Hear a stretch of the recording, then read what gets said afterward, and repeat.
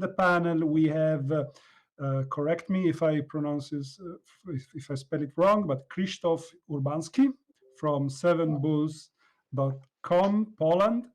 We have Raffaele, Battaglini, and Amedeo Perna from Legal Hackers, the Torino section. And we have Theodor Beutel from Git's blockchain lab, gits.de.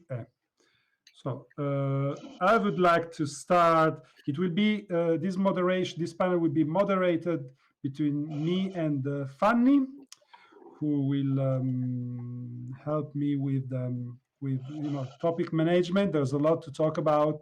I would say let's start with a bit of self-introduction. Let's start with Krzysztof, maybe. Hello, I prepared some slides, so maybe I'll share the screen. Yeah, my name is Krzysztof. I hope you can see my screen. Can someone? No, we can't. There's an icon bottom left, and that should be the share. Then you choose the screen, and then you have to click share. Okay, doesn't matter. Like I will do without slides. So some words from me. Like I'm from Poland. Right now, I'm involved in 7bulls.com. It's a mid-sized software house, like a regular software house doing custom software development for rather bigger institutions like financial institutions, banks, insurance companies, retail chains, things like that. And my background is user experience. I've been doing user experience consulting for more than 15 years right now. And I'm a blockchain enthusiast, blockchain lunatic, I sometimes say. I'm running blockchain area in 7bulls.com. We aren't much involved in blockchain from the project perspective, but we are very involved in public discussions and especially discussions with our government and big corporations on how to exactly use blockchain, how to take advantage of this technology and this ecosystem. So I hope I will be able to share some insights about this. I'm working with startups a lot. I'm a mentor at pre-accelerator program Reactor-X. So I've been working with startups for more than 10 years already. And that's it. And one other thing about me, that I'm a poker player. So two things two things that I would like to share today, like two experiences from my professional experiences. First, I am involved from 7bulls.com. I am involved in an organization which is a non-government organization in Poland called Coalition for Polish Innovations. And this organization gathers a lot of different companies, both small, medium, and big, to discuss different topics, different areas, and how can we foster innovation in Poland? What can we do to bring innovation to companies to change the world, like using the companies we have? And of course, blockchain was a topic of discussion for more than, I think, 4 years already, like 3 or 4 years already. And within this organization, we've been consulting Polish ministry.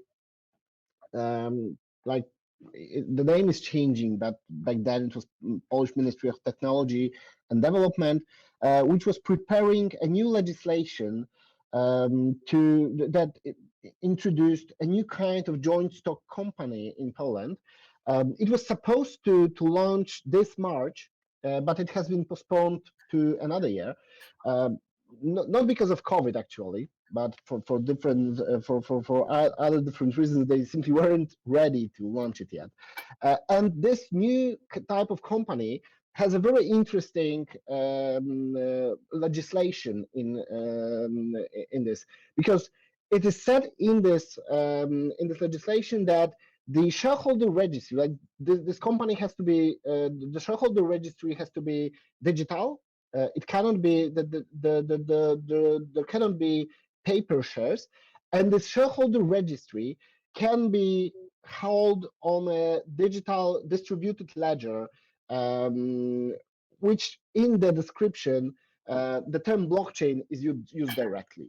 So it is said directly that you can use blockchain for shareholder registry for this type of company. And we've been consulting different aspects of this legislation on what does it mean actually, because there's nothing more. Like it only says that blockchain is okay. It doesn't specify it has to be private blockchain or public blockchain.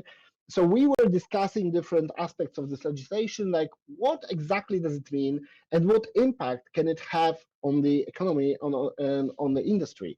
So of course, maybe I will share more details later. But of course, this is a big step forward, even though there are some obstacles present there. And the other organization I wanted to highlight here that I'm involved in is a working group on DLT and blockchain. This is the name. And this is a working group that's running in the Ministry of Digital Affairs in Poland. And we've been discussing, again, this is very similar group, like we have representatives of business, both huge and small, but also representatives of our government and regulator and different ministries and so on. So we are able to discuss the potential obstacles and things that we need to do in order to be able to actually use blockchain technology in different areas. So there are several subgroups to this working group, and we recently published 4 papers, which are also available in English. And those papers are on topics such as tokens as bonds, electronic promissory notes on blockchain, which is super interesting topic. Then the concept of expansion of the legal scope of electronic seals, and this is super interesting as well. And then of course, like we could not discuss GDPR. So there is another paper on GDPR and our take on how to tackle GDPR in terms of blockchain and how to deal with it. So again, this is a group that I've been involved in for like 2 years, probably even more. And we've been discussing different blockchain-related topics on the governmental level, so with public authorities. And hope I will be able to share some insights from those discussions later today. So that's me. Thank you. Thank you very much, Krzysztof. Really, really interesting. Please point out those things. We're going to go over those use cases soon. Let's cross the border and let's go to Theodor. Theodor, please introduce yourself. Sure. Can you all hear me? Good. Yes, we can. Yeah, I'm going to share my screen as well. I'm going to try at least. Now you can see yourself. So yeah, just about myself, I have a background in information systems, so kind of in between the communities of technical communities in the blockchain space and the non-technicals, where there's still a big gap, obviously. So I've always been trying to look at yeah, how to bridge that gap and come towards adoption and user friendliness and focus on the problems that the technology can solve. And I've started with early research around DAOs, and talking about questions of governance, how DAOs could be sort of reinvent the nature of the firm. I still find that very interesting to think about the wide implications this could have for the new kinds of organizations that will and are already emerging in the space. But then I've moved on and I've moved to Berlin. Got to know the ecosystem here. I've been working with Bundesblock, the German Blockchain Association, and also contributed to the German blockchain strategy, which is something we can dive into later as well. And then I moved on to GIZ Blockchain Lab, which is what I would like to briefly introduce you guys to. And I think these slides could help, since it is quite a different kind of community compared to the public blockchain space. So GIZ Blockchain Lab is really embedded in GIZ, which is a federal enterprise. It's a development agency, so to speak.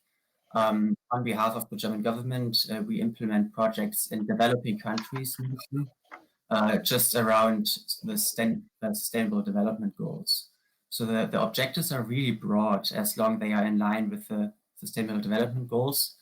And it's all about sustainable solutions by the ministry and the German government, also sometimes in collaboration with United Nations organizations and other institutions in the space.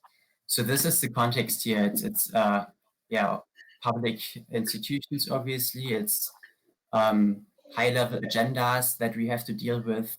And these are all subject to politics, of course, so priorities can shift. And these numbers here are actually not up to date because with COVID-19, the staff members have been mixed up a bit, at least who's abroad and who's not has changed a lot. So lots of employees are now relocating to Germany from the 120 countries we are present, and a whole range of priorities and projects are changing as we speak.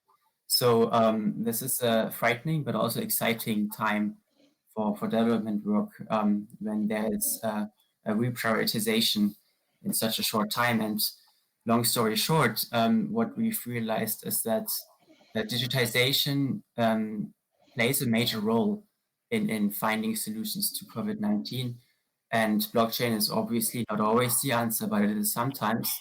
And so I expect there to be quite some increase in attention for blockchain solutions.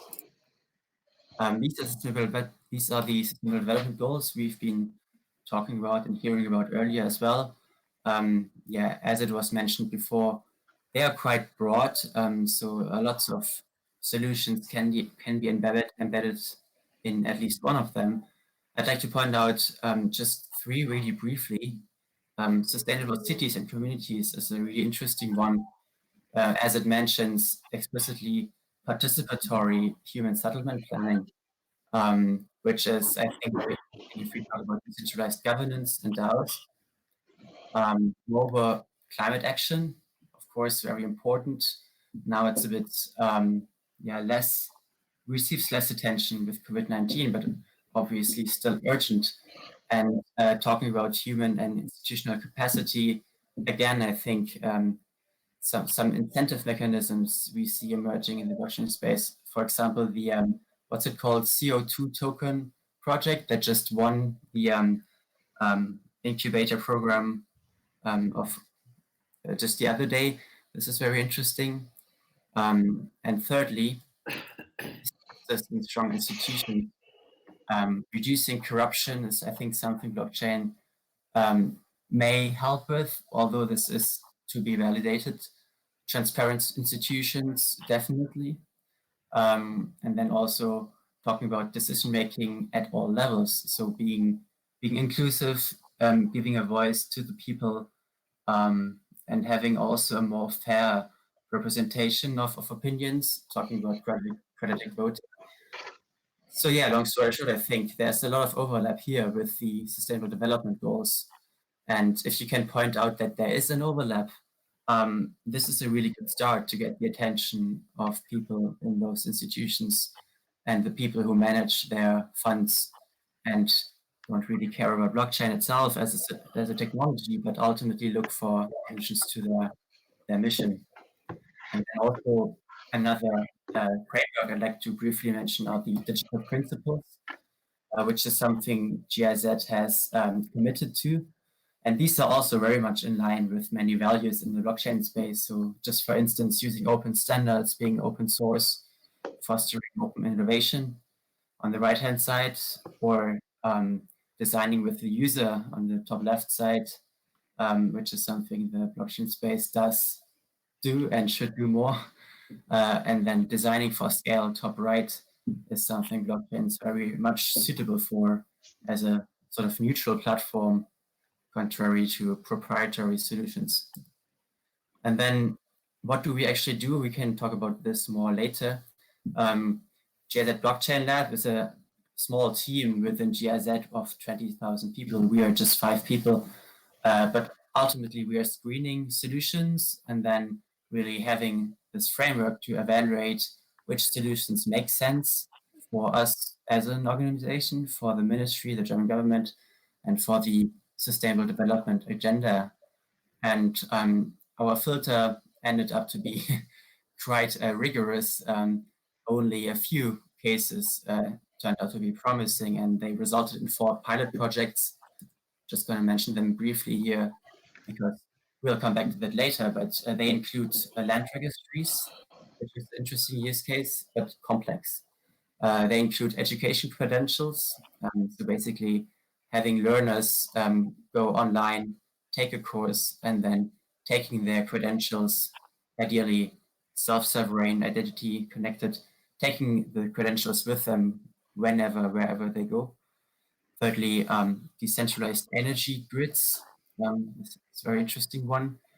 And last but not least, the biggest, most popular use case in GIZ is supply chains for example, ensuring transparency with regards to sustainable production or, for example, production standards like no child labor, anything, any product characteristic that justifies a higher price, which ultimately would finance the technical implementation and a higher profit for the farmer.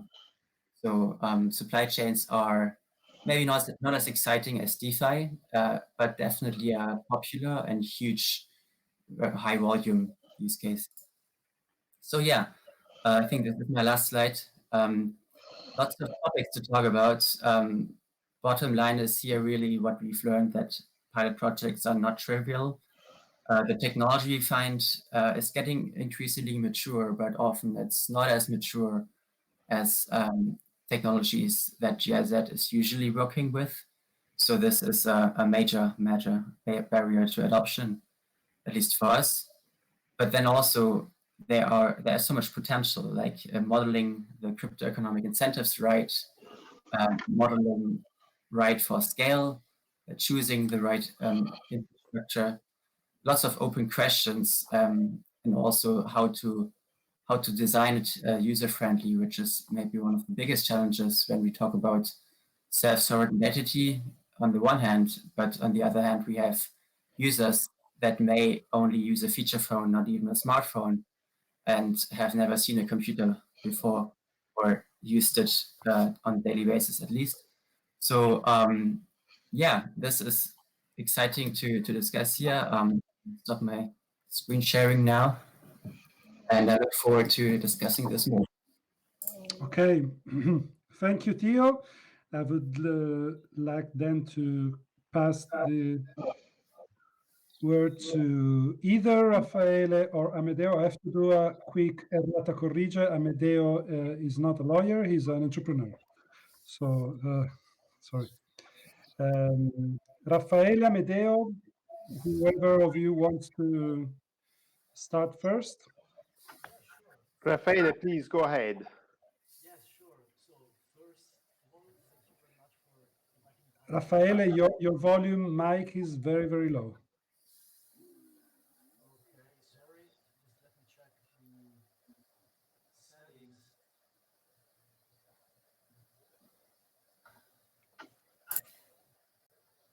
Is it better now? No, you might want to go into the 3 dots in the bottom right of your screen on Interspace, and then settings, and maybe you have to select it manually. Actually, it's the microphone icon that gives you the microphone settings and allows you to play a test sound. Right. Also in the microphone icon, just below there's a scroll bar.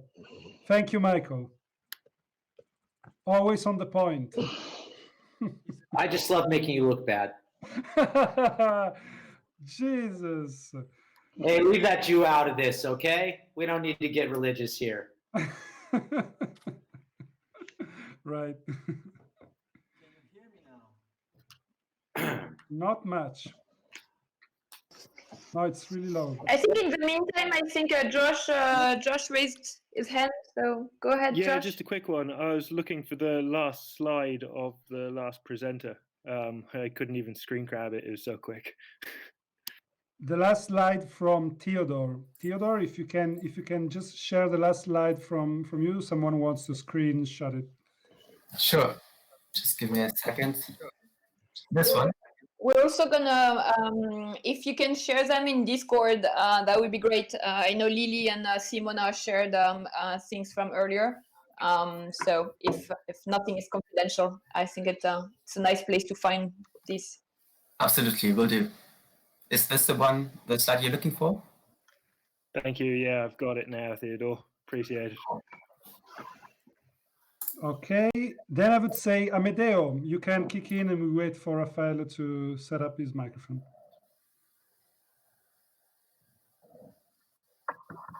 Amedeo, you must unmute yourself. I guess you're muted. Yes. Okay. Okay. Can you hear me? Yes, we can. Yeah, wonderful. So I'll get in and leave Raffaele try to work out his microphone.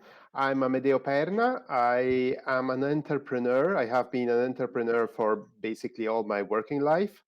And I nearly always in the digital space.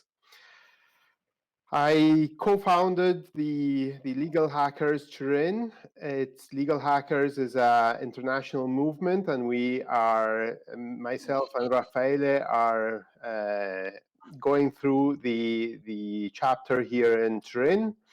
And the Legal Hackers are basically a movement that tries to bring innovation through the legal side and bring innovation in the legal sector.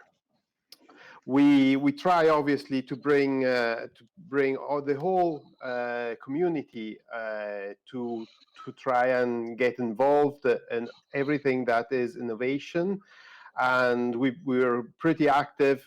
We've been pretty active on the blockchain evangelization of our community. We've been hosting a few conferences, and we host legal meetups, and during this period we've gone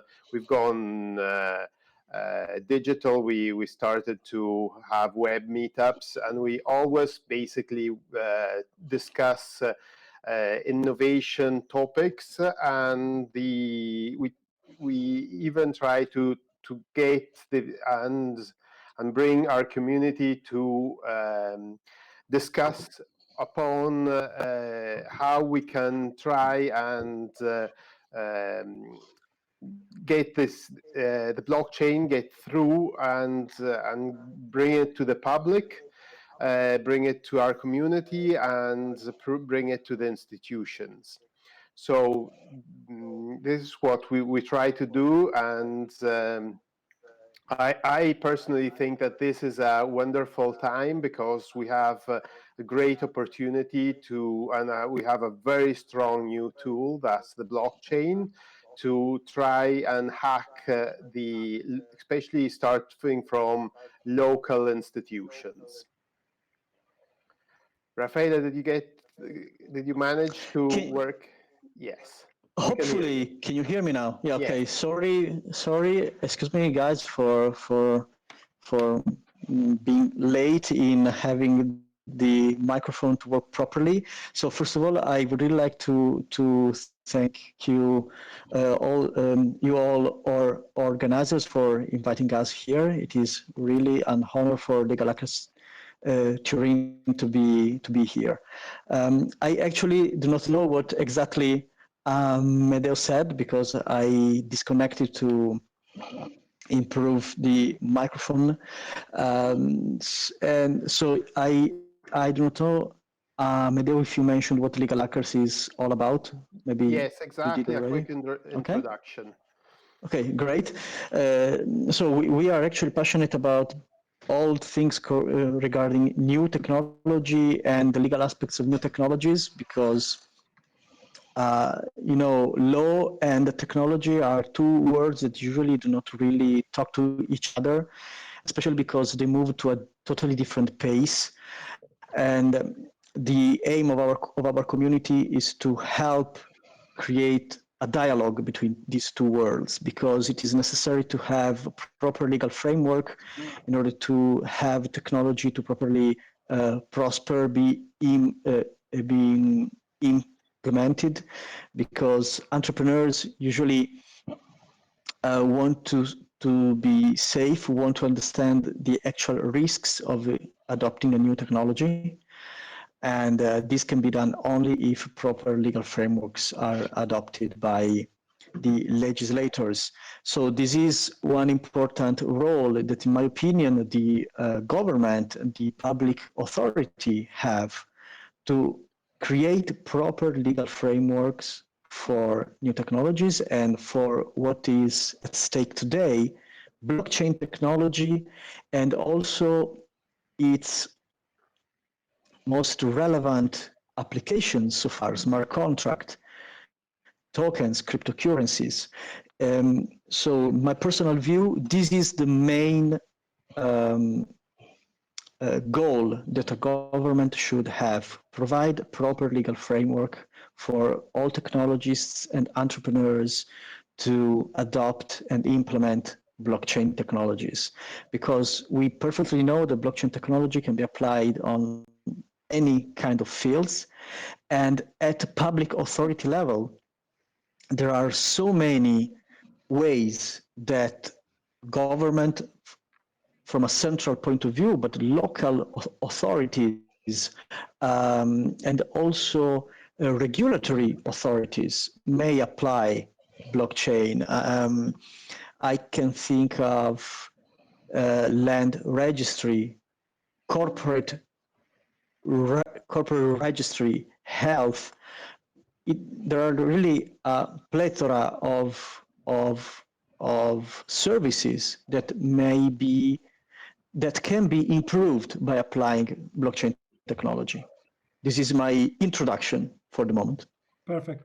Thank you, Raffaele. So I agree with you, and I would start by kind of setting up some rules for these 2 hours. Basically, if you're okay, I would like try to address topics on a growing scale, and then having each of you contributing with examples from your work or from experience, etc. So as a very first starting point, I know that we had a document in common where we put ideas, etc. But we had a few talks earlier on, and these talks were about governance, voting, DeFi, etc. And they raised some important issues that I would love to address with you, so that we create a unique flow of all through this day of talks, etc. So, in your individual opinion, there has to be a balance in order to have an harmonization between the ancien regime, the fiat constitutional set of laws and frameworks, and the technological set of procedures. There has to be at a certain point, some kind of harmonizations. My belief is that, or what I think is the right way to approach, is that this harmonization can happen if each one of them let go some part of their claims, individual claims, talking about KYC or monopoly of power from government. So in your idea, where does this balance come from? What does the government have to let go from the original claims, and what does crypto have to let go in order to harmonize with legal frameworks? So maybe let's start with Krzysztof again. Okay, so in my opinion, it's not that we can have some consensus by simply letting go from each side. There are some. The right way is simply to find the right use cases. Crypto is a different world than this that we are seeing in the traditional world, from very different perspectives. because in crypto, the law that we know from the regular world simply does not apply.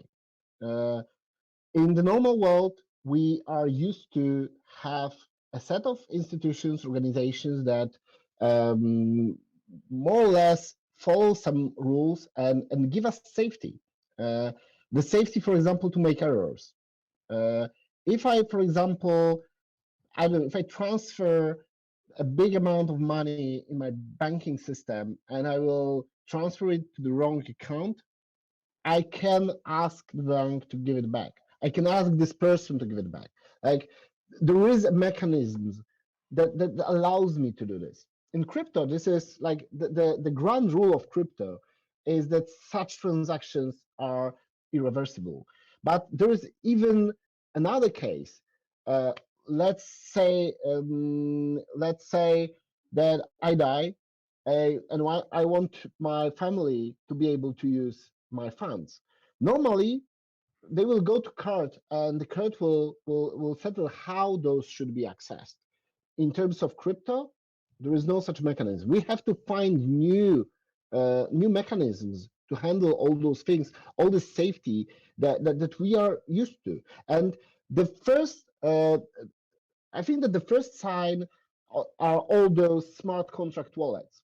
You see, in smart contract wallets, we are finding, defining from the scratch how exactly do we want to those things to work. We no longer say that I need my private keys, and those private keys are the only way to access my funds. I try to distribute it somehow. So if I lose my private keys, if someone steals it from me, if it gets like if they get broken, there is a mechanism to manage it. And I think that KYC is another case. Like many protocols already require KYC. Many protocols already have an admin key. Like most DeFi protocols have some admin key that allows to block some transactions, or to allow to that allows to reverse some transactions, for example, or at least that allows KYC. And I think that this is something that that will be happening for better or worse in the blockchain space. And from the other side, from the governmental space, I think that this is the great opportunity to revise all the laws that we have. Like if we see that some laws have been created centuries ago, like some laws are pre-industrial revolution era, and they still, like, the ground rules are still there. Like, for example, we've been working in this one of those groups that I mentioned, like in both actually that I mentioned, we've been working on promissory notes, or you can think about checks. So in those instruments, the form of the instrument is directly applied in the law. This law has been created in the 19th century, at least for Poland. The law is directly inheriting from the rules that were like stated in the 19th century. So the law itself mentions the front and the back of the paper that we write on.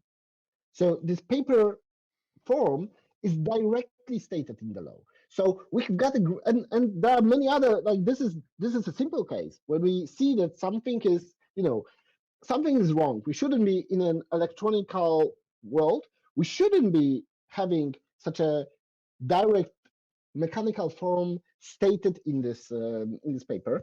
Yet, like, this is simple, but there are other rules that as well inherit from this let's say 19th century law, that we have an opportunity to revisit, like to say, okay, let's look at all this legislation and see what is the reason for it.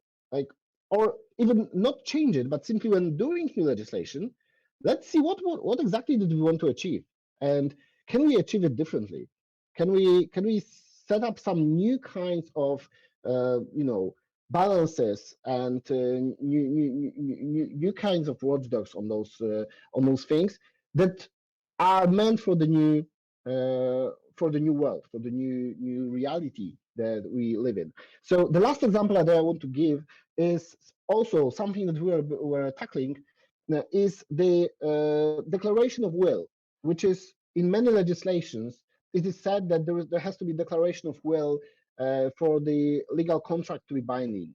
So if there wasn't a declaration of will, for example, if it was forced by someone, then this legal contract simply, doesn't bind those two parties. But what does it mean?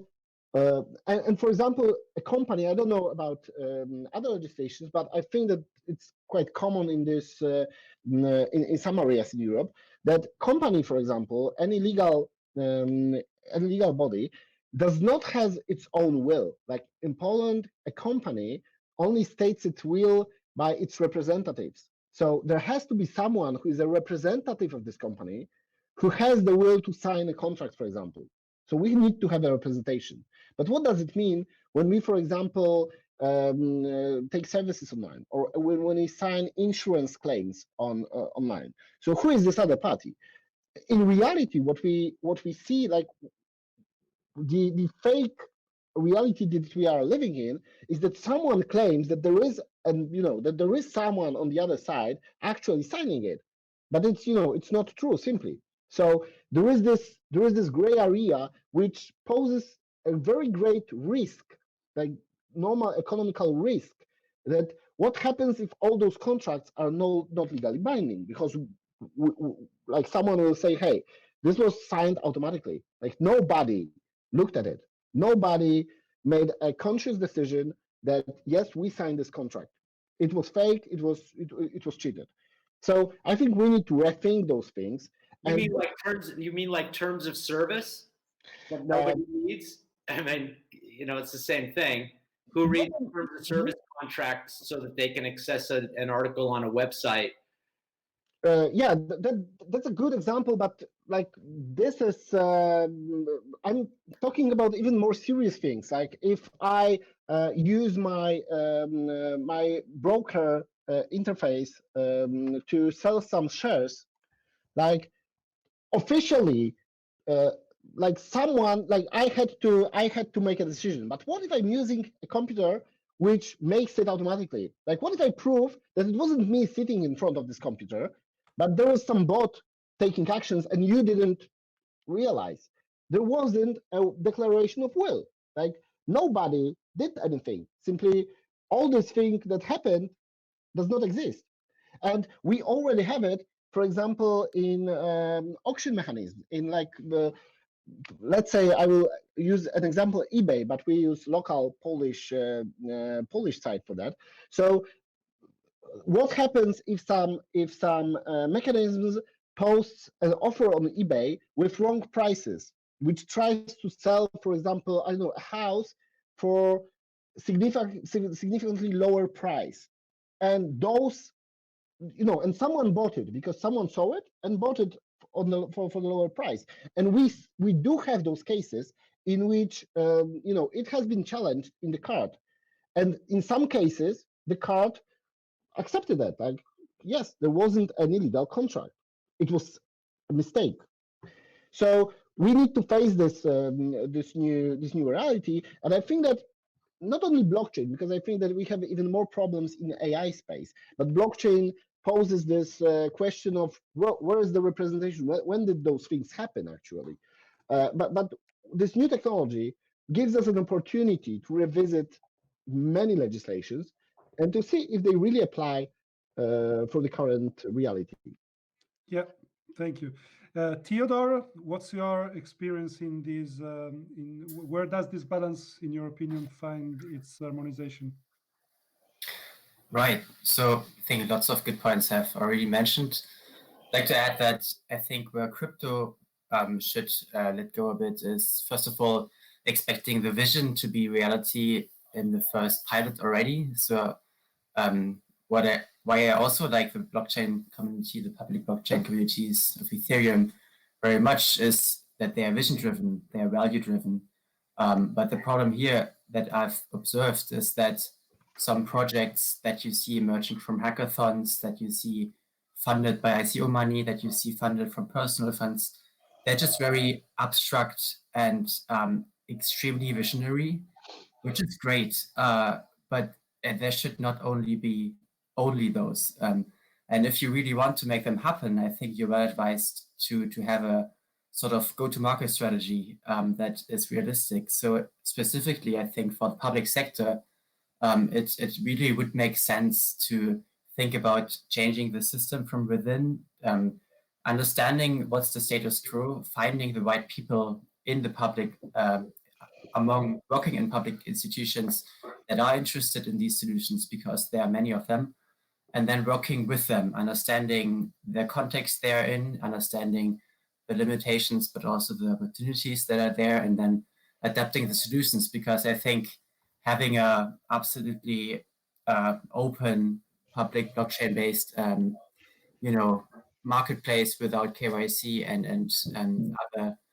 other features that are just against the law, they will never gain traction with the support of institutions. And I'm not saying there should not be no experiments with them, but ultimately, I think what we've seen at the hackathon, for example, recently in Germany, is that solutions, there's still a big gap between the understanding of solutions, prototypes coming out of the blockchain community and the public sector institutions on the other hand. So this is something that the crypto community, I think, can improve to just really understand the user and the client in the public sector better. And on the side of the government, I think there's also quite a lot of room for improvement, let's say. Obviously regulation, we've touched on that. So yes, there should be a lot of changes being made that allow these new technologies. And I like the approaches of Malta, I think, and Germany recently, and many other nation states that have released blockchain agendas, strategies. You can think about them what you want. Sometimes they are more marketing than actual facts and quite superficial. But ultimately, I think it's a valuable effort made, because they create the room for progress, and they also allocate funds to these topics. So now the government did that, and now it's time for experts to really get on board and provide the expertise, because oftentimes specialized expertise on these solutions is not present within those institutions, and that also can be dangerous, or let's say lead to undesired, or let's say that could lead to the adoption of products that are not of the best quality, from the understanding of the Ethereum community. Hasn't law always followed innovation? Again, Michael? Yeah, hasn't law always followed innovation, basically in any sector? Well, I can't think of an example where it hasn't. So I guess you're right here. So yeah, it's good to see the early examples, but then again, I think for worldwide and widespread adoption, yeah, the law has to follow quickly. And when we talk about adapting, creating appropriate law, what I'm also worried about is sort of a race to the bottom, especially when we talk about small island states having sort of a regulatory paradise. What we see here is, sure, it can be an exciting toolbox, sandbox for experimentation, but since those solutions can be rolled out globally, we are not talking about local impact here, but global impact. I don't know. I disagree with that position, because there's always going to be jurisdictional arbitrage for basically anything. And if we take the example of shell companies in island states and whatever, that's never going away. Why can't that for legacy institutions? I don't understand what's the resistance against it for innovative sectors? Well, I think this could be a good question for the whole room here, but in my It opinion, is the whole room Yes. question. Yeah. I was actually yeah. I was actually about to redirect this question to Raffaele because he has maybe the right background to answer it properly. So Raffaele, is innovation, has law always followed innovations? Not always, actually. The point is that the laws that we have in Italy and in several countries in Europe comes from the ancient Roman. So it's something like 2000 years old. And so the very foundational principles are all related to the fact that someone must be liable. Someone must be a person, whether a physical person or a company, that is liable for activities. And this is something that doesn't work very well with decentralized technologies. And this is the reason why the laws not always follow the technology, especially because there is a first impact where the technology is not accepted, the technology is not understood, and so people are frightened. And likewise, also the legislator. Eventually, the legislator is able to understand and start to regulate. But the problem is that when the legislator does not adopt a technology neutral approach, and the laws are biased somehow, then the technology cannot be applied, cannot prosper. For example, if for any reason a legislator would adopt a law accepting only private blockchains, then public blockchains could not be used, and other way around. So, but there's the issue. There's the issue of the technological issue, which underpins everything that's been built since Bitcoin. The underlying premise is that it can't be regulated. It can only be regulated at the edges where it intersects with legacy institutions. But inside, there's literally no way to stop decentralized networks. That's the whole premise of it. That's sorry, please. Can I just? Well, it's only partially true because, and I think this is an overstatement because it ends at it's true that we cannot like force the network to do anything different, but what we can do, and it has been proven in many places, is we can shut down the network, or we can isolate the network. Like, we haven't been able to shut down prostitution, drug dealing, or arms dealing. Why can you shut down a computer network? Because it's we can, and we did it many times, because it runs on internet infrastructure, and basically internet infrastructure is not that not that distributed. So and all the companies providing internet, at least in Poland, are regulated, and basically. Yeah, but Poland is not the world anymore. There's VPNs. There's there is no way to stop somebody from getting at any information that they want on the internet. Period. But there's no way. Yeah, but we cannot stop people from transacting. No, but there's a definition. Like we cannot stop any single person, but we can stop a society, because in society the knowledge for how to use those networks is simply not there. We have this in Poland. We have the censorship in Poland, internet censorship. For example, you are not able to use poker software in Poland, which means that basically this market disappeared. There are, of course, single people doing this, but for example, they are not able to legally do accounting with, to legally account those income from poker. And if they were found playing poker from Poland, they could be prosecuted. Okay, but it's the same for prostitution, drugs, or any organized. It's the same for any prostitution, organized crime, or drugs, or anything. You can maybe limit a certain, sector of the population, but individual determined actors cannot be shut down. It's just not. It's not possible.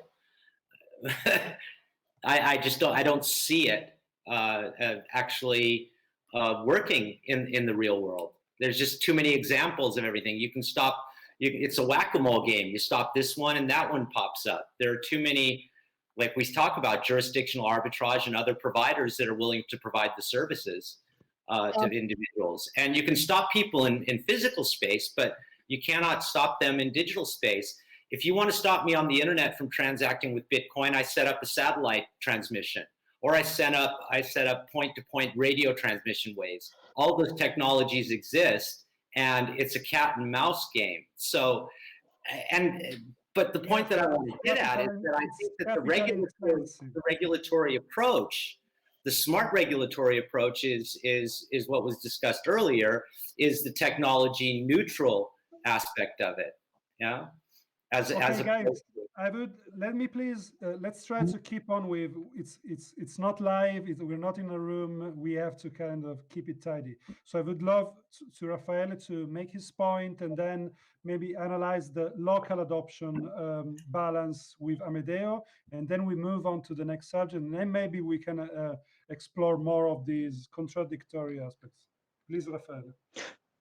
Thank you, Matteo. I think that is important to point out that something that is possible in the reality, something that is factually possible, may be forbidden by the law. For example, it is possible to kill another person, but it's forbidden.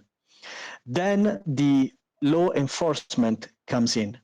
So I totally agree when you say that in the digital world you can keep on trading in Bitcoin, but if there is a law that forbids that, this means that the trader is acting against the law.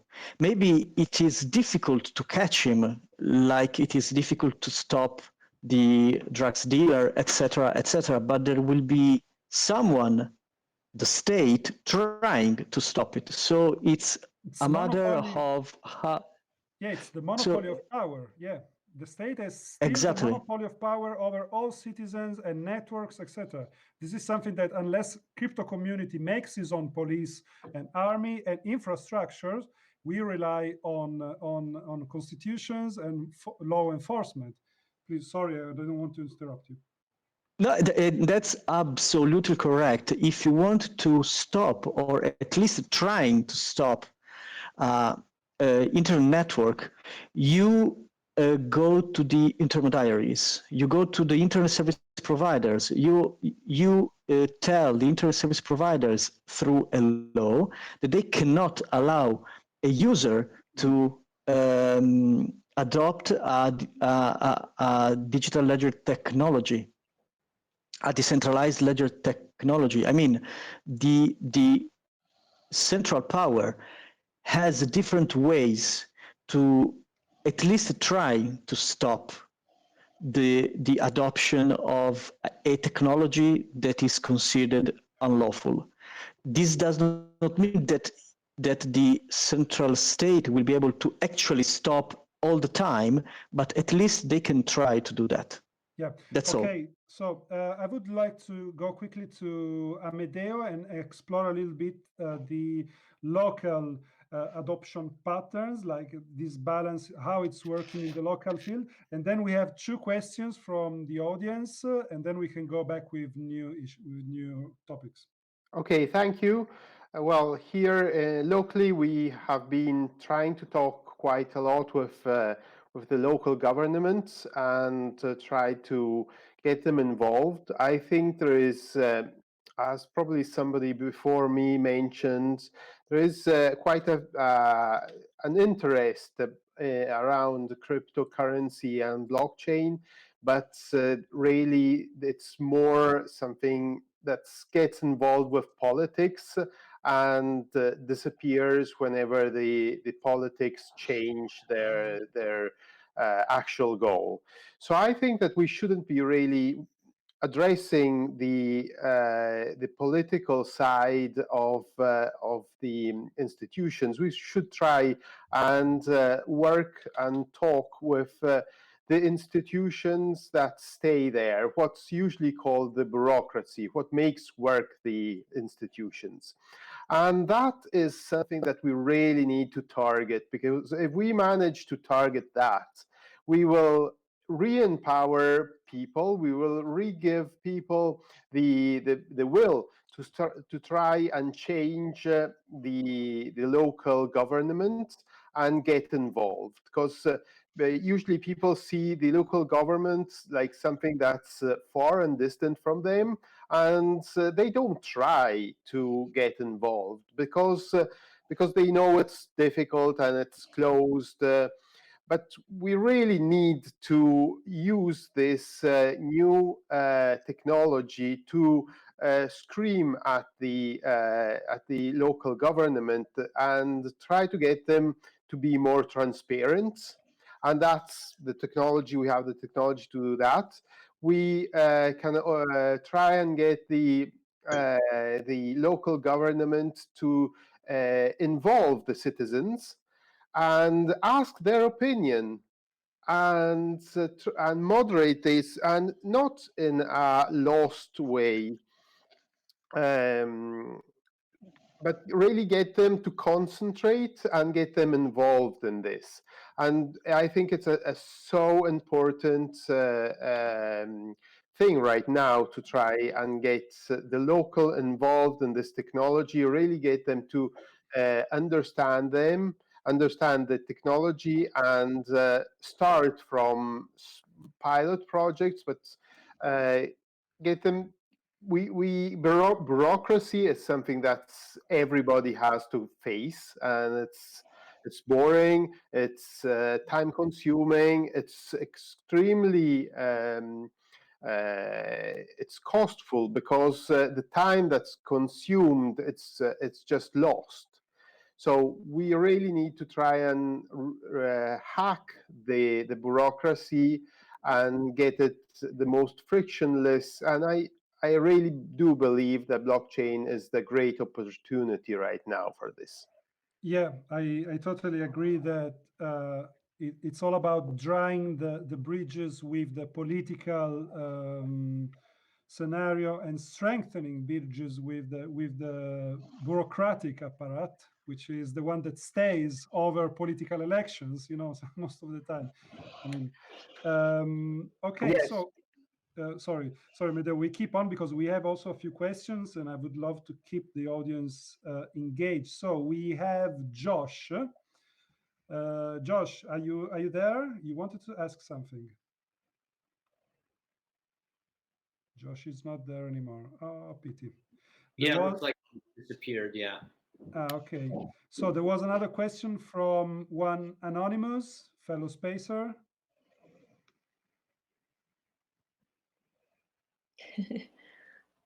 Guess if anybody had a question at this point. Okay, sorry, disappeared. Okay, so let's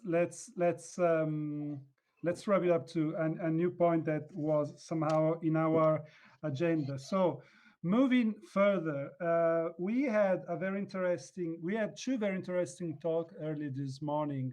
One was about voting, quadratic voting, so new technology-based implementations of the one person, one vote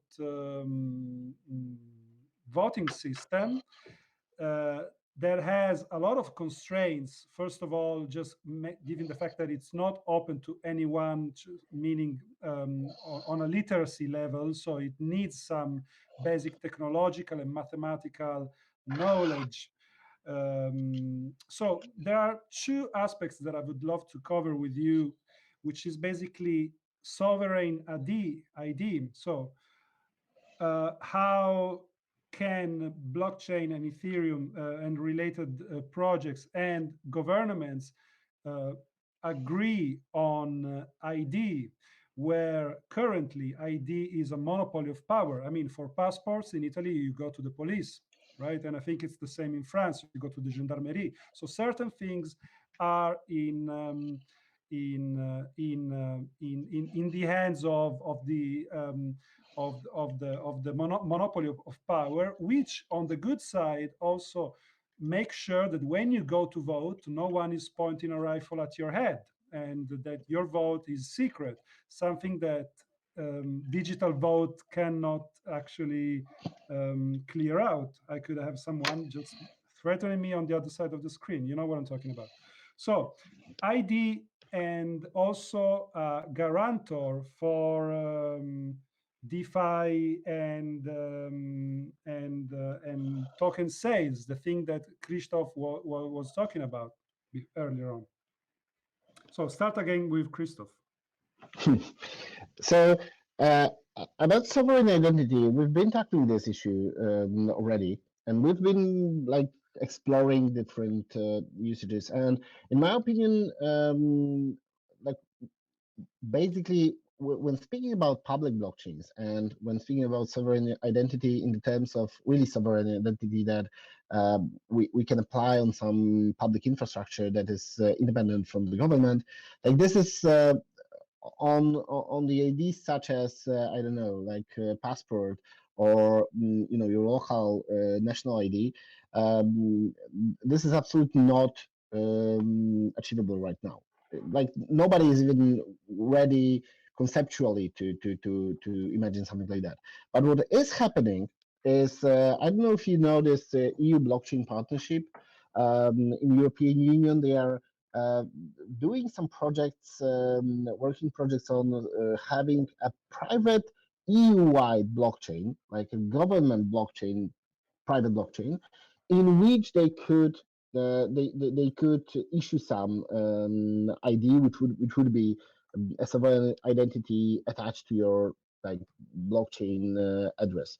Of course, these are conceptual projects right now, but where I see the possibility is in the private space. So especially in the let's say companies wide space, there a sovereign identity having some infrastructure for identity that is proven, for example, by one institution and can be trusted by another one is something really interesting. In terms of shareholder registry, for example, we've been speaking with banks in Poland, and not only banks, about using Ethereum as an ID and as a network in which like they could use the authentication mechanisms and private key signing mechanism in Ethereum, in Ethereum wallets, in order to port and to trust one another's identities. Like if you have a customer in 4 different banks and bank don't want to know anything about that customer, and that's important, but it's a longer topic. But if they just want to be sure that this is the same person that received something, then using private and public key infrastructure built in Ethereum is pretty promising. And this is the beginning of, like, if we could have something like that, this is the beginning for establishing an infrastructure for sovereign ID. Because, for example, if I identified in one bank and this bank confirmed that I have, you know, debt potential to get some debt or to use some services, other institution can have a contract with this first one, which says that okay, I believe that, and we have a safe infrastructure to transfer this identity or to trust each other. And I think I didn't dig deeper into this baseline project by EY and Consensus at Microsoft, but I think this is a good good approach to treat Ethereum as a infrastructure on which we can build. And like I think that sovereign ID in those terms is pretty promising. Thank you, Krzysztof. Thank you. I took several notes. Theodor, is there any development-related project that the German government took on in the last years, or you're aware of, that maybe regarding visas and passports, etc., that are somehow tackling blockchain-related or even just digital voting, and how are they approaching it? Right, so I'm not too familiar with SSI, so I'm going to keep it short, but there is one project I would like to point out, which is with Bundesdruckerei, and that is basically the company, a federal company that is creating passports and national IDs. They're producing them, and they are actively working with a few companies. One of them, I think, is Unicom, and that Unicom does build some self-sovereign identity solutions. So they are actively exploring this. I think at this stage it's just a pilot exploratory phase, but it shows that they're open to this, and I'm sure there are other examples too that I'm not aware of.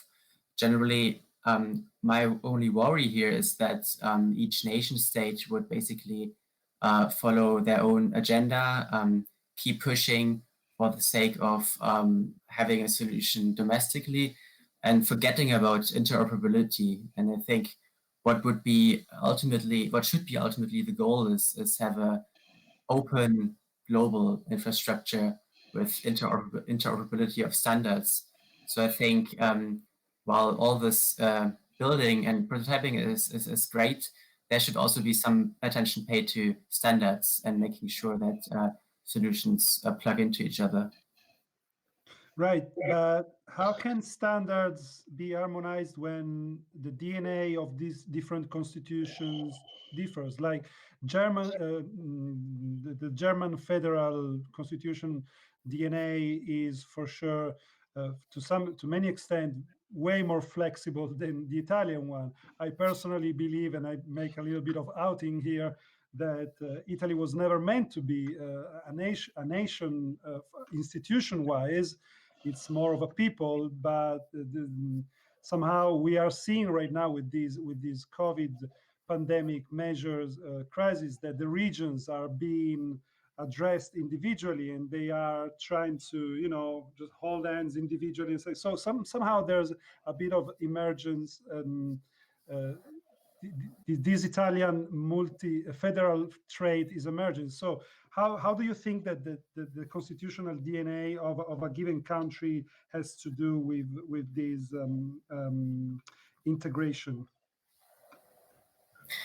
I think it helps if the whole nation state is a republic, like in Germany with our 16 states, and in Italy if the regions have a lot of power and decision making locally. And I think this is a good prerequisite to have technologies that are also, built locally, focusing on the local user and following this approach that decisions that can be made locally should be made locally. So yeah, I think generally this would be is a good prerequisite. Yeah, thank you. We have two questions, then we go to Amedeo and Raffaele. Fellow Spacer? Someone wanted to ask a question? Some anonymous? Again, no. Fanny? I had a question for you, Theo, about you've been involved via GIZ on projects in developing countries, like I think you mentioned Nigeria, right? Like for the electricity project. So I was wondering, like, if you thought that this, like, that blockchain and decentralized solution was like easier to experiment in countries like developing countries, and maybe that have like more problems to solve, or like that are less maybe risk averse than like countries that are very well established with a lot of power and a lot of things to lose. I'm just wondering, like, about this the difference that you've seen, and based on your experience with developing countries. Yeah, that's a great perspective, a good question, because it is absolutely the case that developing countries provide more opportunity for public blockchains in general for two reasons, I think. Firstly, the problems to be solved in many of these developing countries are much more significant than the problems we have here in Western Europe, for example. So when we talk about poverty, when we talk about just basic education or energy provision to rural areas that currently do not have any, that's providing a lot of good to people. Whereas here we are talking about some desires and preferences that some people may consider optional. And secondly, I think what makes developing countries very interesting for blockchain solutions is that their regulation is sometimes less complex than in developing countries. In Nigeria, the example you've mentioned, we've seen that the energy project could be realized, whereas it could not have been realized in Germany, for example. And the reason was that the Nigerian law was just allowing for this decentralized network to be implemented. And the local authorities were interested also. So this led to the adoption. Okay. Can you detail a little bit, like, the Nigerian? Sorry, just want Yeah. to know a bit more about the project in Nigeria. Definitely, it's very early stage. At this point, we have a GIZ project on site, and they're collaborating with the government to pursue a hackathon. And this hackathon got postponed due to COVID-19, unfortunately. But ultimately, the goal is to have a decentralized energy grid that is using solar power. So solar energy that could be traded among rural communities, so that they would each provision themselves, but also serve as a backup to neighboring communities. And this would not only give them access to energy, but also give them create a lot of jobs with the implementation, the maintenance, and the trading of the electricity. So it seems like lots of wins here among all these stakeholders. And I'm happy to provide more details as the project goes along. I hope it really, happens, even though COVID-19, just to add that really briefly, COVID-19 really shifts priorities a lot in the whole sphere. So we'll see which projects actually can be finished. I think that we can keep like the last part of this talk focused on some COVID-19 discussion. I would love to. Excuse me. Yes. Excuse me, Matthew. Can I add one thing just to this discussion about IDs? Because I think that there is another interesting, very interesting area regarding IDs and public space. It's academic diplomas. And I think that many countries are already working on those solutions. I don't know the details, but I know that both Germany and France are working on their solutions based on blockchain to be able to. Sorry, what did you say? Academic diplomas. Academic diplomas. Okay. Yeah. Diplomas. So they're working on solutions that would allow a person to have a digital certificate, a digital confirmation that he finished some kind of a university or something, because this is a real problem in Europe, especially transferring those around countries. So I know that this EU blockchain partnership is working on a solution to have a solution EU-wide, and they are considering blockchain for this usage to be able to transfer your academic diploma to another country. True. Just like a European tax number, which is something like for many freelancers is they're waiting for it like for decades. So going to legal hackers, we are now. I'm talking about Italy. Italy is in the phase now of basically digitalizing itself, like under the ID aspect and all the tokens and tools that are being promoted and advertised from our Ministry of Innovation, etc. So, can you please give us a review of, in your own terms? We are not trying to be too much politically correct here. We're trying to just speak out what we think about it. So, what's the status of Italian bureaucracy in the digital integration of ID, and how is blockchain is integrating with it? So Italy is, at least according to my information, is not doing so much concerning sovereign identity right now. They have been discussing on applying blockchain for e-voting, and the municipality of Naples, through their expert on blockchain, launched a project called Decentralized Community Implemented Decision System, suggesting a way to use blockchain for public voting. But I have no information concerning something like this at national level. So again, the website is decides.eu if you are interested on digging it. Decides.eu, okay. Yeah, that's correct. And what the Italy is working on and has been working on is the electronic signatures. That is not like sovereign identity, but still is a way to identify a people, a person. It is a way for individual to express their willingness to be bound to a contract in an electronic way. You know that in the European Union we have a regulation, the EIDAS regulation, that regulates the electronic signatures. And in Italy, we have a local law regulating the digital signature, that is a specific kind of qualified electronic signature.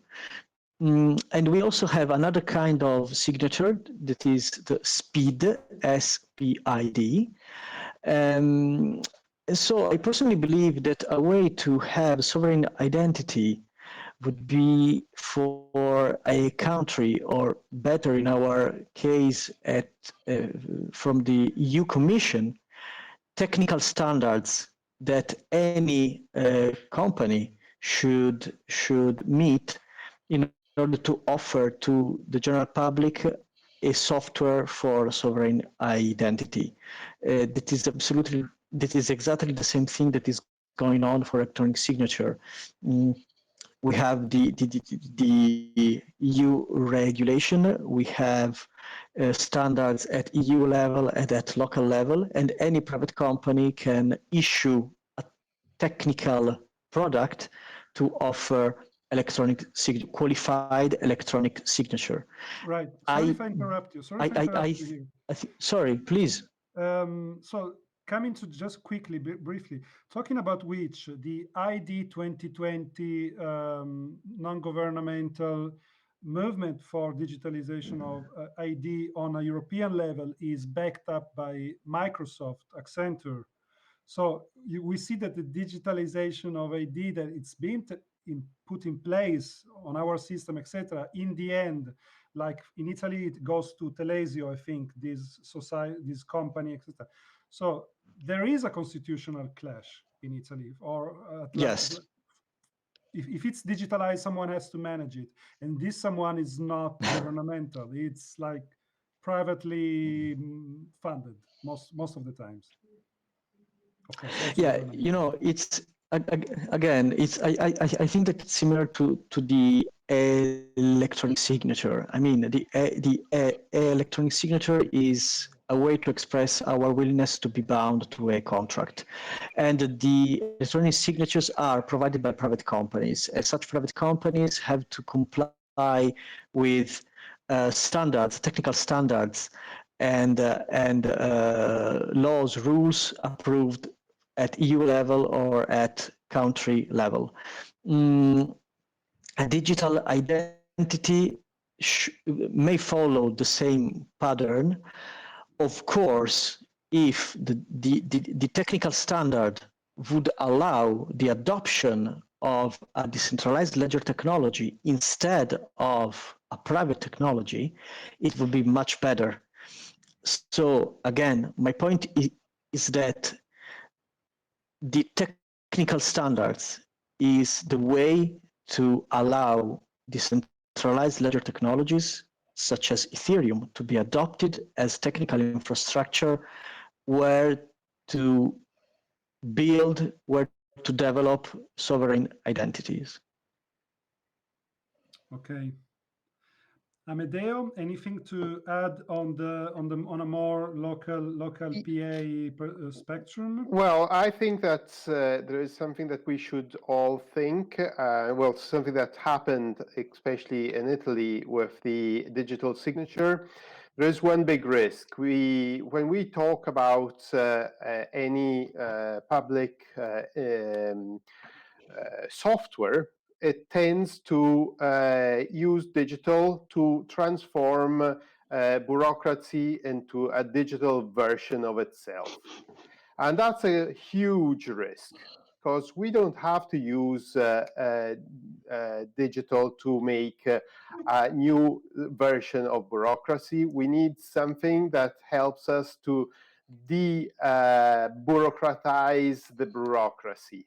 So SPID, the SPID system for the digital signature, it's something that has the worst user experience that you could ever imagine. And trying to get one, it's something that you really need to be extremely determined, and you will have to wait days to get one. I know. But there is no control in those days. It's just the system that's been drawn that way because they thought that you couldn't have a response from the bureaucracy just in time. You have to wait like in the normal world, and this is horrible. And this is really what we need to change. I'm sorry if I'm not politically correct, but I was allowed before by you. No. Totally fine. I think there's a question from Michael. Well, more of a statement, actually. In Austria, we have an incredibly functioning cross-institutional digital signature that is online like that to have. And it works across the health system. It works for contract signing. It works for finance. It works for everything. It's the national digital signature, and it is literally one of the easiest user experiences you could imagine. And we've had it for, I don't know, 3, 4, maybe 5 years. And I don't even see any need for anything beyond the Austrian digital signature infrastructure, actually. There's no reason to add a blockchain to it. It's all tied in with Austrian national identity, tax, and health insurance numbers already. Just as a counterpoint to the suffering in other countries. Yeah. Right. Which is for sure. I mean, as you say, user experience makes the difference in many points regarding these tools, etc. To the speed example, to the Italian digital identity example. My case was that I was having some problems that I couldn't fix by reinstalling the token, etc. So I had to basically get the private company hack my computer and go through my folders to solve the bug. And it was no government. It was just and I told them, I said, hey, you're hacking me. And it was just dumb quiet. Like, no, I'm not. He was like, "You want your ID or not, brother?" Right? Totally, exactly like this.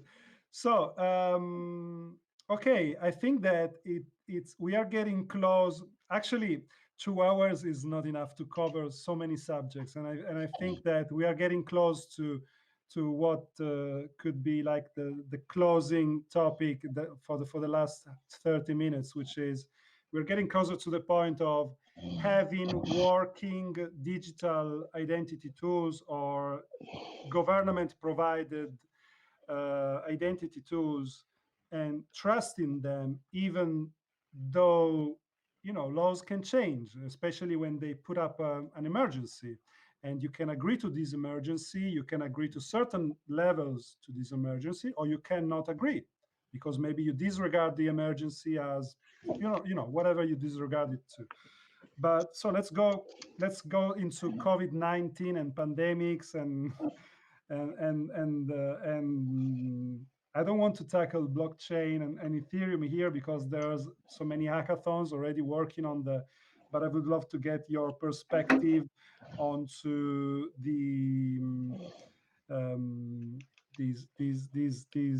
this idea that right now we are basically the centralized governance of our data is more visible than ever with all the tracing apps, all the law enforcement, and eventual compulsory vaccinations, things they're talking about. I would love to start now from Raffaele and Amedeo first, and then move back to Krzysztof, because I would love to have more of a lawyer perspective.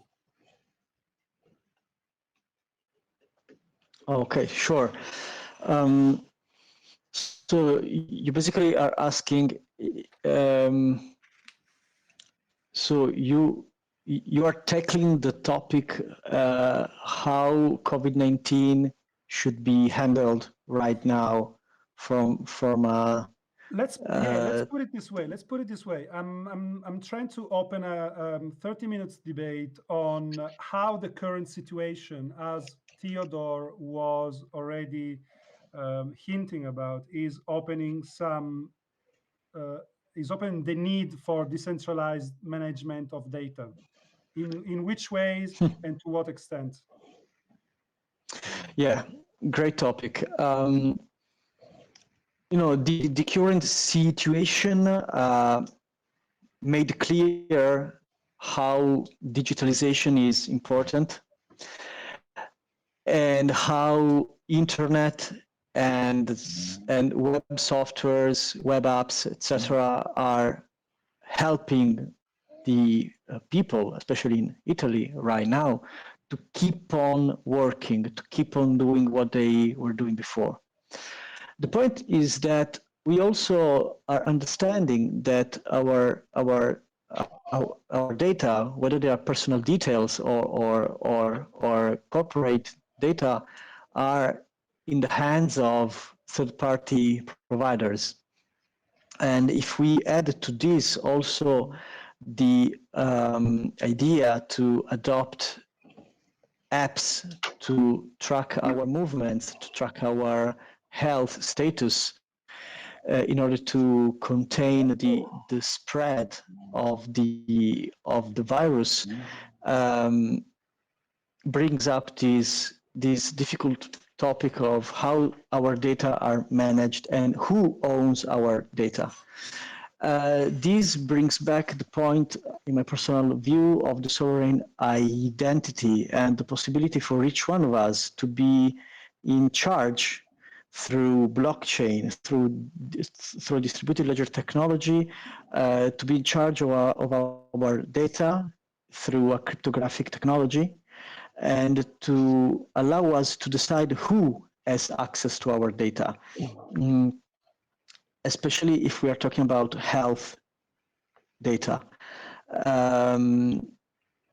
I do not know actually how to tackle this topic in detail, but what I do believe is that if we had already a decentralized identity a digital identity based on decentralized ledger technologies. That would have improved the way we handle the transfer of data to another party, the sharing of data with a private company or with the public authorities, because we would be sure that we are the owner of the data and we are in control of that data.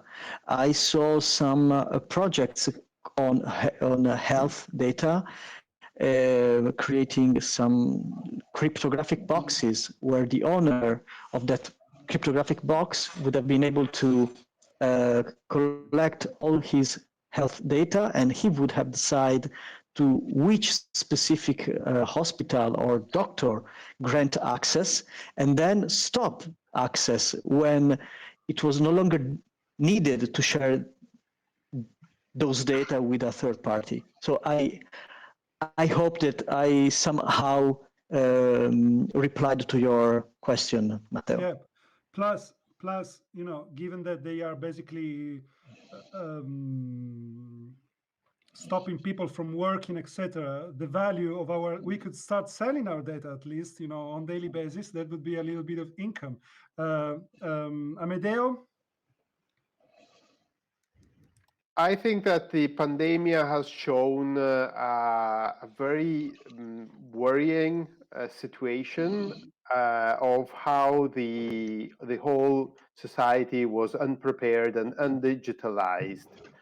And I think that the next years is going to be a huge attention on digitalization from all the levels. And the digital divide of what people know and what people ignore is huge. So we will really need to focus and work on this. And I think that the public, the general public, will be extremely careful to all the digital innovations, at least a part of it. And it's a big opportunity to push forward the adoption of cryptocurrency and blockchain, because it makes things if you make it digital, you can make things evolve quicker and evolve in a better way. It's surely extremely important to have a very strong legislative direction, so you don't lose the property of your data, you don't lose control over your data. But it's going to be very important, and I hope that cryptocurrencies will be able to evolve in their way through the general public. Thanks to what's happened, this horrible situation that we have now. Yeah. Okay, Theodor, I think that now it comes a bit closer to basically your mother subject. So crisis management and decentralization of technology and data ownership. Do you have any maybe collateral examples to provide or any comments on this?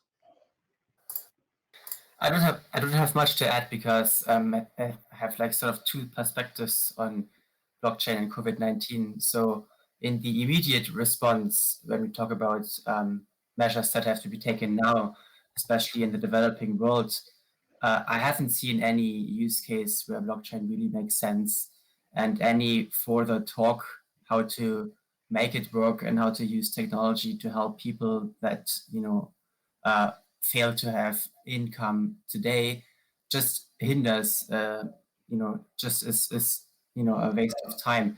So the one perspective is with regards to the immediate response is really to make basic goods available to the people in the developing countries, where in many cases the first wave is only still ahead.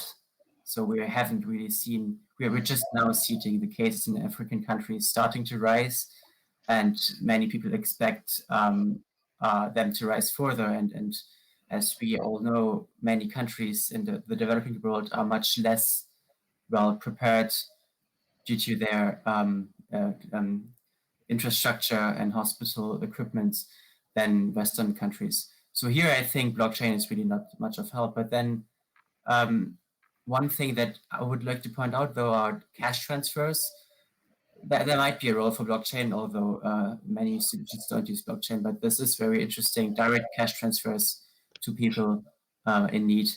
And then the other perspective, what is very interesting to this community is the long-term shifts, long-term changes in society and economies around the world.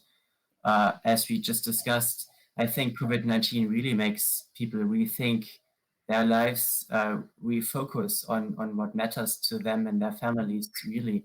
And it provides this once-in-a-lifetime opportunity to introduce solutions that are very different to before. So I think it just sort of increases, lowers the threshold for radical solutions to really get adoption. And so once we've passed this first step of the immediate response, I think we should really make use of this terrible, obviously, pandemic to really introduce, make the best out of it and introduce decentralized solutions to the societies and people around the world that are now really demanding privacy-aware solutions or more decentralized solutions with less monopolization of power and all the other values that are so prevalent in many products. Fanny, Right. you comment? Yeah, I do have a comment. We had earlier on the mentoring with Michael. Michael brought Harry, who is working on the NIM project, and we started the conversation on more like decentralized tracing apps. So we started a discussion on Discord, and so he's been looking a lot at like the apps that like all the governments are trying to put together very quickly, and trying to collaborate on like solutions that work for the governments, but that are also preventing them from using that against people. So I think this is like very interesting time for civic tech as well, like to even post-COVID, and I think this is like even the second. I mean, I'm sorry, I'm losing my voice. It's not COVID-19. So the last talk is gonna be on post-COVID-19 solutions, and you're raising a good point that like it's not just these data and everything; it's all the institutions, all the governments, and how they work, and how will it be sustainable past this first phase. Michael? So I'd like to tie the COVID issue together with the identity issue, with one of my favorite Bitcoin statements: "Not your keys, not your Bitcoin." I think that any sovereign ID solution that doesn't give me the ability to revoke my key to my data is never going to be my data. And on top of that, I think that since we're all Europeans and we're familiar with the right to be forgotten case that came through with Google,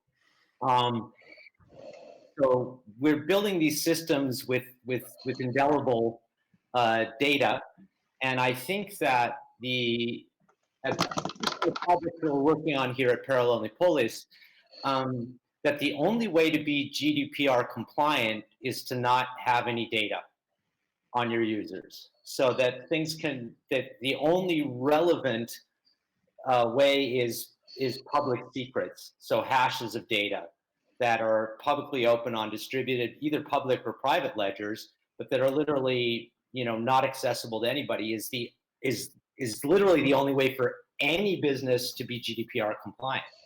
Because if either the data that's behind a hash or the metadata surrounding a hash is unfoldable or traceable, I don't see how it can be GDPR compliant.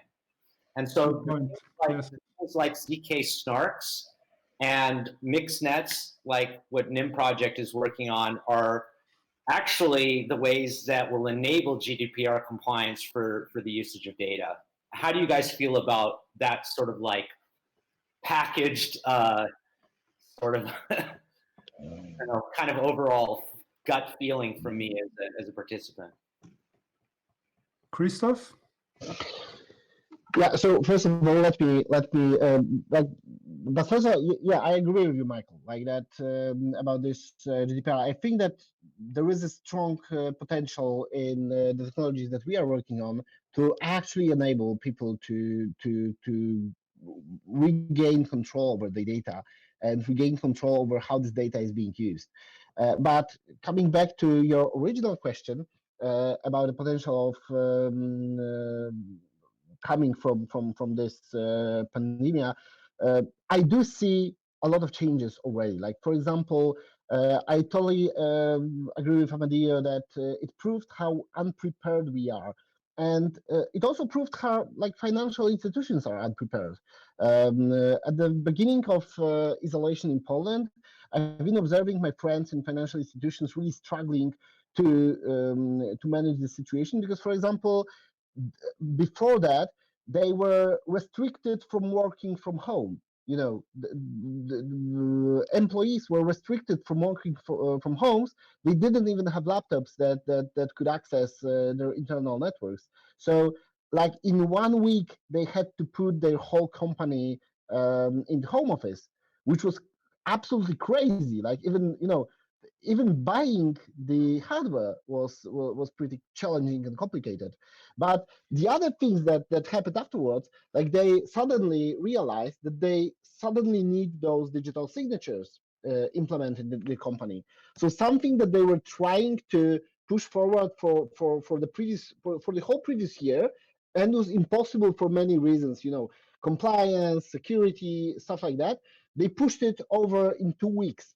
It took 2 weeks to just, to deploy the digital signatures across a brokerage house.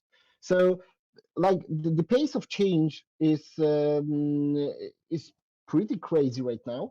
I also seen this from the government. Like the government directly asked our working group, even though before what we discussed, like all our propositions were treated, with some grain of salt, like, okay, that's good that they are thinking about it, but let's do it sometimes, maybe, let's put it somewhere in the future. And right now they are considering, okay, what can we implement now? Like, do you have any legislative proposals ready that we can simply implement to see what happens? So this is crazy, but it is an opportunity in those terms. But if you want to see the most crazy example of how unprepared we are for the current times, you can follow presidential elections that we are having in Poland in 2 weeks. Because we have the elections, they didn't decide to postpone it for political reasons, of course. So, but of course, due to this situation, it's not possible to organize regular elections. So what they're doing is they are doing postal elections right now. So and they have 2 weeks to prepare it. The legislation will go into will go live 3 days before the elections. Can you imagine? Like the legislative act will pass through the parliament 3 days before the elections, and they are doing those postal elections like that. So it's crazy, absolutely. Honestly, if it wasn't that sad, I would be just curious how will it work. But I advise you to follow the news about this, because I think that different levels of craziness Wow. will uncover in those times. Wow, that's really hardcore. I thought we were having problems, but this is really a case. I think one of the most interesting things about watching COVID burn through the planet is the different national and cultural responses to it. To which degree it's greeted with rationality or emotionality and legislation and action. It's really just laid so bare the cultural and political differences between all of the peoples on the planet. It's unendlessly fascinating to me, even in the European sense, right? Just in this little cluster, or even in the Austrian sense, yeah, how each little district reacts to it. It's a fascinating tableau to view. I'm sure you guys all feel the same, right? Yeah, I believe. I think like it's a sort of tabula rasa, reset, empty cache system once in a while that kind of flattens your conception of distance, of covering distances, the value that you give to the local territory and to your availability to cover the territory. And it's giving me a lot of inputs on developing models for token economics, which connects to the neighborhood economy, to the very burg around you. I agree. I tend to have more hope than I have fear for the future when I watch what's going on, except for every country but my own country of birth. What a clusterfuck America is in every possible way, yeah. But if I look across Europe, and even so, I'm incredibly supportive of the local government in Austria, even though we have this right-wing sort of like, this legacy crap that we've had in Europe of right-wing populists. They've handled it amazingly well. And most European countries are in some way, moving towards some sort of solutions based on their limitations. But I see more positive things coming out of what's going on at the moment than I see negatives, really, and how people are organizing. Yeah. If I can add something, one thing that I'm observing right now in Poland is that, of course, due to this crisis, there is not enough money for lots of initiatives and lots of important initiatives. And what happens right now is there are many crowdfunding initiatives to support different different cases. For example, there was a huge crowdfunding initiative to support medical supplies to medical workers. Right now we have huge fires in Poland in the forest reservoir. So again, like the government is not prepared for this, especially that it has to handle different, absolutely different topics right now, like elections. So people are crowdfunding for support for those things, and they're really like, even though it was already popular, right now it's like 10 times more popular than before. Like there are 10 times many more cases, and I'm curious if it will stay. And I would be curious to see, for example, some things like quadratic finding in this case. So we could use, for example, some mechanisms to distribute public funds into the places where already the communities have skin in the game as well, that put their own money to simply leverage this money higher. So I do have some hope in this area, but basically I agree with Michael. Like I have, even though the times are not very opportunistic, optimistic, then I have a lot of hope for the future because of that. They're definitely opportunistic, I think. No, you were wrong. So let's make we are 10 minutes from the next talk, which is purely about post-COVID scenarios.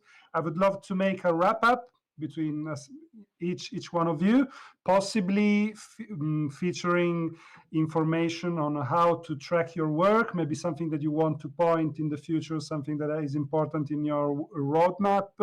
And then we basically go to the conclusions. Krzysztof, you want to start? You're already here. Can you please repeat the question? So a wrap up. If you have something to point out to the audience, I remind you that this talk is being recorded, so it will be. So if you want to address it to Seven Bulls or some programs that it's in place, something. Well, one thing that I would like to, one message that I want to leave behind during this talk is that maybe we didn't tackle this too much, but I think that it's important to talk with the governments, local governments, national governments, even EU, because they really don't know the potential. If they don't know the potential, if they are not educated enough to even see the opportunities, then they will not do anything. But if we educate them, if we talk to them, if we show them the opportunities, of course it's not easy. It's really, and believe me, I did it. It's really hard to push those things forward. But I believe that it's really important to do this anyway, to talk to the government, to seek opportunities, to explain them why it's important so that we don't block the innovation, but we see how to live with it. We see how to use it for our advance. So that's my message. Okay, thank you, Theodor. Yeah, I think what's really important going forward for adoption is that we, as developers in the blockchain community, break it down to a level that is comprehensible and understandable to many people and managers in the public sphere. Because, as I said earlier, many of these vision-driven projects are still too abstract to be implemented. And the reality is, if you want to change the system from within, so to speak, that you have to start small. But then I think this is a really good time to bring about change because, as we discussed, COVID-19 really makes people and institutions change, and I think this is not not to be underestimated. What's going to happen, and then no one knows. And I think just to wrap up, ETHTurin is exactly the right approach. I really like this kind of format when you have an Ethereum community hackathon with particular focus on local impact. Now, ironically, it's online and COVID-19 sort of made things different. I think it's turning out fantastic. So kudos to you guys for organizing this. And I think just message here is blockchain hackathons with focus on impact and sustainable development is the way to go forward. Thank you. Raffaele.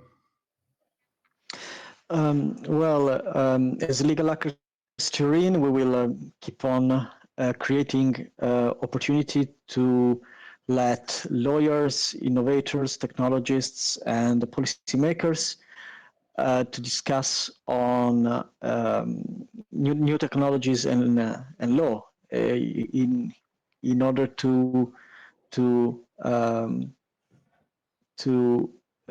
create legal frameworks